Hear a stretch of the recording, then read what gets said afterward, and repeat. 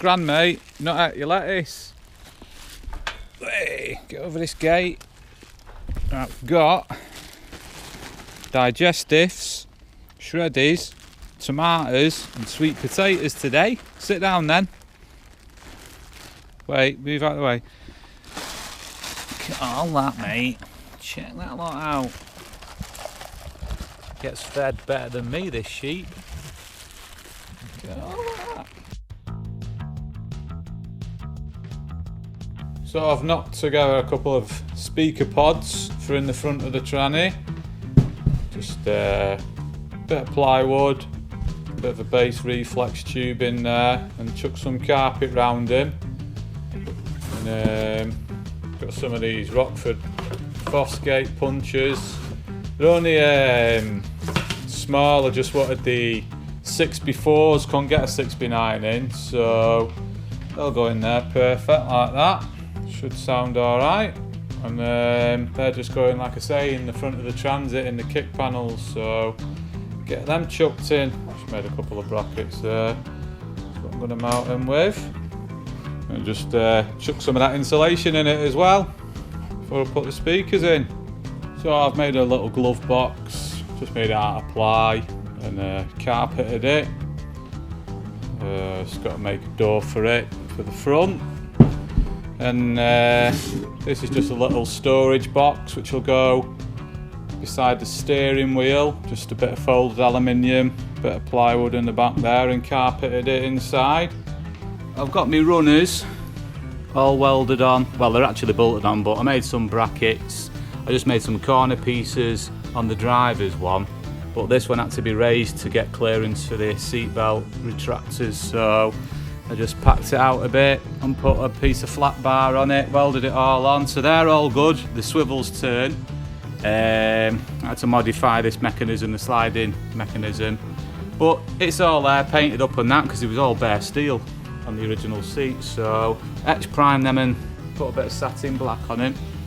And then that's just a bit of board, a bit of ply, which goes underneath the seats in the vehicle, and I'm going to put my seat boxes on them and put the seats on top. So I'm just making my seat boxes. So I've just made a bit of 3/4 ply. That's going on the passenger side. I have a bit of storage underneath there for one of them Alfred's toolkits, so that'll go in there. The seat will sit on top facing that way. So I made some frames out of some 30mm angle, 5mm thick. So basically that'll just sit in there like that. And then we've got that bit which goes on top. It's hard doing this one-handed. And then the seat, I'm going to drill and tap some holes in there, but I'm going to put nuts underneath as well. So the runners will bolt on them too. And then I'm just cutting out some angle and I'll weld them up. And then carpet these, can't do it yet because I've got to weld it, it'll set on fire. There's a driver's seat, same situation again. A bit of storage in the back there. And I just cut some angle out there, that's going on corners there, all the way around. I'll weld them up and then do carpet in the middle. So yeah, I'm getting on with that at the minute. That's the seat boxes done. I've tapped them all out. It's fit passenger one, that one's fit driver's one. So I've done some holes there so I can bolt them down as well. Got that to chuck in first, so I think I'll get these bolted up to the seats and then get the board in and get them on and get them set up before I drill through floor and bolt them down. So I went out to a car show and it drove mint, but it started having a noisy bearing and I think it's the diff bearing, so I've whipped the diff out, which it only took about 20 minutes to get that out, come out dead easy, and I've stripped it down anyway. This draining in bucket, got the bearings out, all stripped down, and I'm just pulling that bearing off there with hydraulic puller. So I'll get all the numbers, the part numbers off the bearings and get some ordered. Doesn't feel dead bad, but I think this bearing might be slightly noisy, and I think it might have been adjusted up too much because of the crush tube can only do it once, so I'll get that sorted. Right, that's it, all stripped down, all bearings are out and everything. It was a pain, but they're all out now. And just got to clean the housing and the diff and that in the parts cleaner, and I've got all the numbers written down for all the bearings and the seals and everything, so I've got to get all them ordered and rebuild it. So I've got all my diff and pinion bearings, but I decided to get another crown wheel and pinion because this one is slightly worn. You can't really see it, but it is slightly worn. It's not dead bad, it's alright.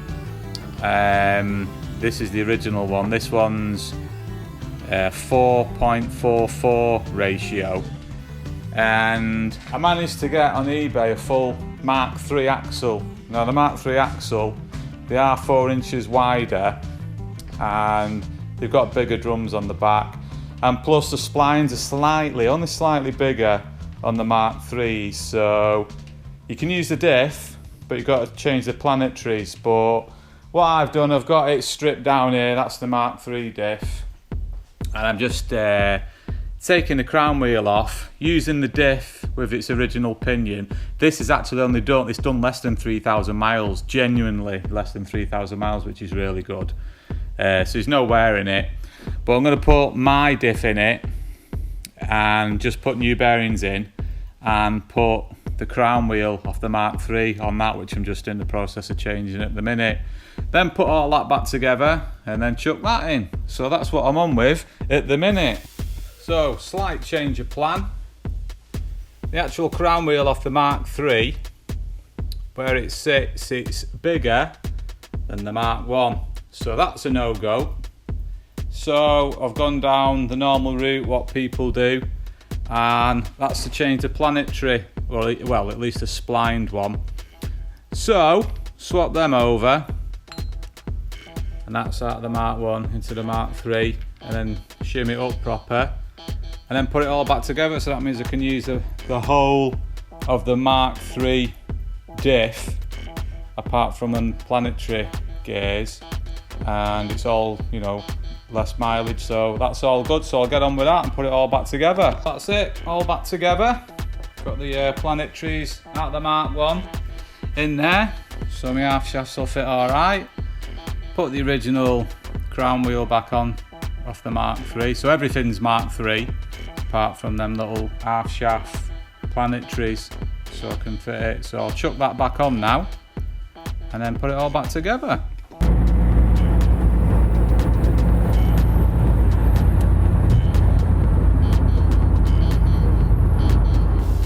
So I just come back with a little test drive with the new diff in, and it's all good. The noise is gone, so I'm well chuffed with that. So yeah, I've not shown you the inside since I've finished it off, so I'll give you a quick walk around. There's all door cards in and carpet and that. The dashboard, Android head unit, a little bit of an old school looking glove box there which I've made with a spare ECU in it, just in case. So that's all good. I've got the original ECU underneath there, quick release, so I can test my other ECUs. Made these little speakers, I've got little storage there which I've shown you, that's that aluminium one.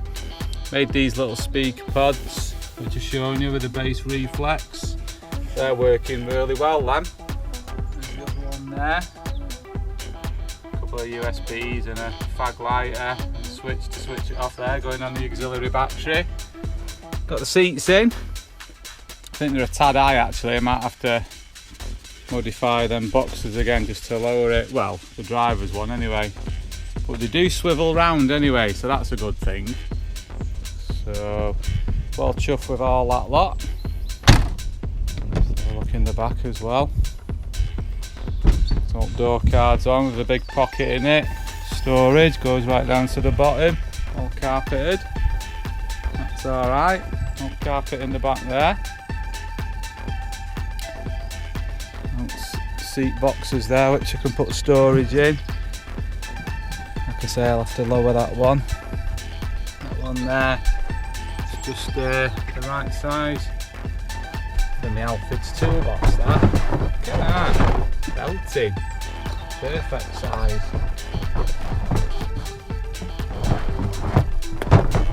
That's worked out alright. Panelling.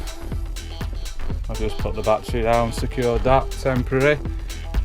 But yeah, so all panelling's done in the back, but when I rig it out, I'm probably going to put, well, I'm definitely going to put the tally there, like I said, and probably a unit there with all the inverter and everything in there, and then a little unit down there in the bed here which folds up, and then underneath the base here, 2 auxiliary batteries and a base bin.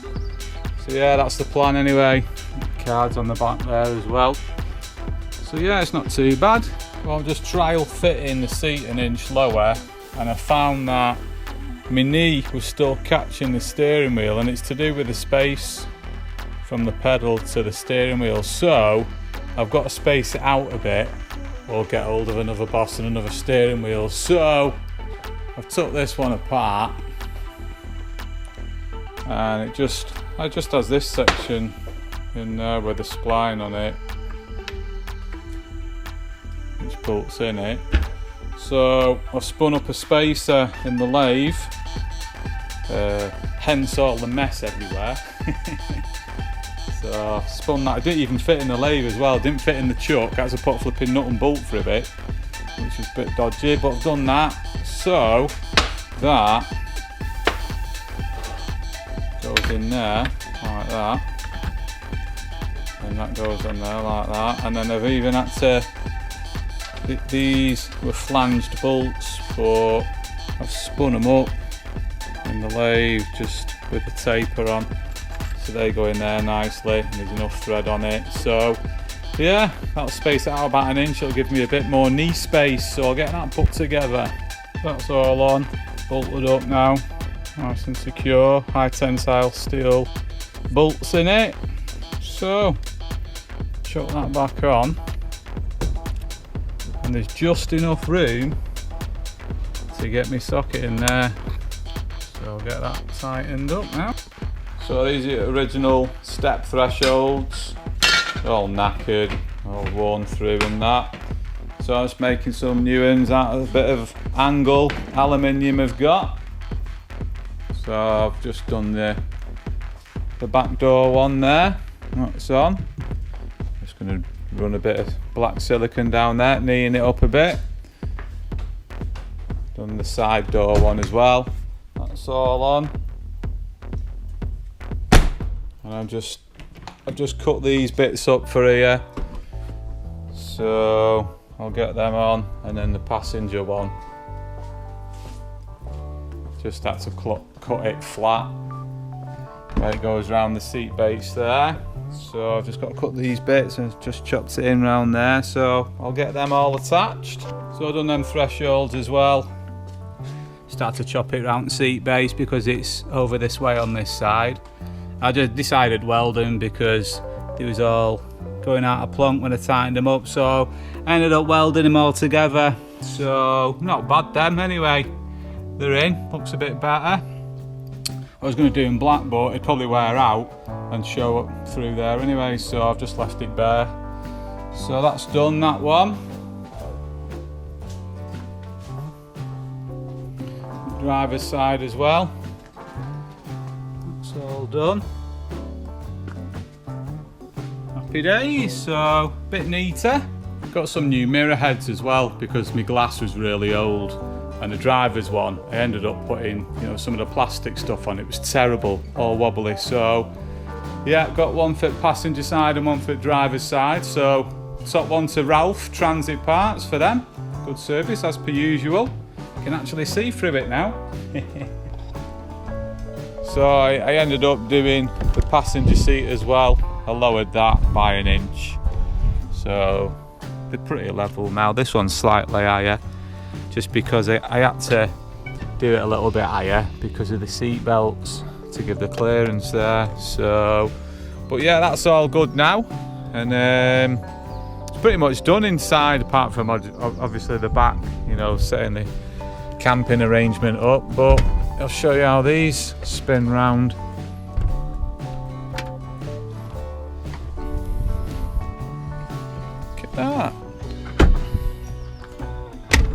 nice and easy. Just going to do it driver's side.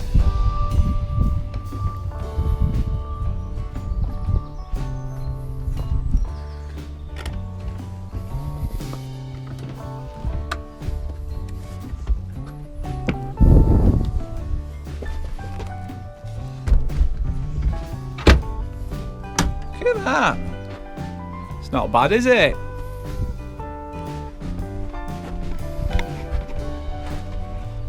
Some comfy as well.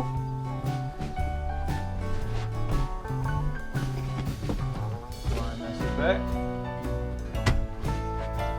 It's like a front room in here now. So all interior's done, like I say, just got to do the fitting out of the units and the bed and that. Proper well insulated in here. All my wiring there, I've got to do fit inverter and everything, and batteries. But yeah, I'm well chuffed with that. Just feels a lot bigger in here now. If we didn't have them on the swivels, it'd be very, very small.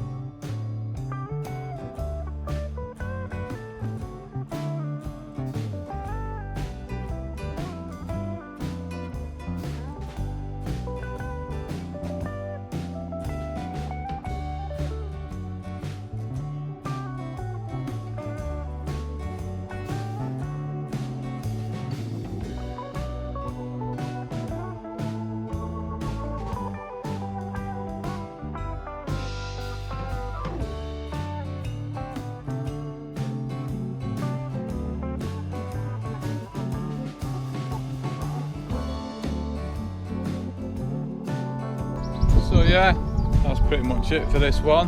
She's pretty much done other than the camping setup in the back and that. So thanks for watching, and I'll catch you on the next one.